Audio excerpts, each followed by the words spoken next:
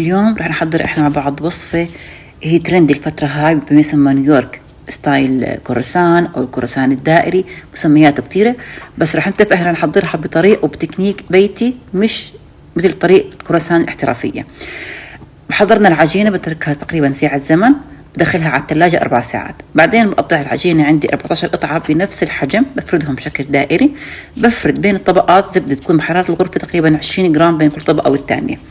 بس أخلص كل كميتي راح أغلفها وأدخلها على الثلاجة ليلة كاملة ترتاح.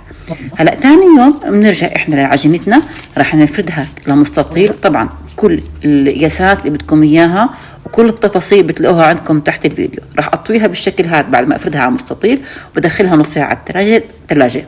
لين برجع بفردها وبقطعها عندي لشرائح. هاي الشرائح أعرفها على شكل سويس رول دائري، بحطها عندي في قوالب الخبز، ممكن تستعملي قوالب التارت او اي شيء دائري متوفر عندك فيكي تستعملي. راح اغطيها اتركها تخمر تقريبا ساعة ونص بحرارة الغرفة، بدخلها على فرن حرارته 200 درجة مئوية لما تاخذ لون الذهبي. الحشوات عالم واسع، احشي باي حشو بدك اياها، طبعا اطيب حشوة هي النوتيلا، بدك تحشي كمان لوتس. اذا الوصفة عجبتكم يا ريت تخبروني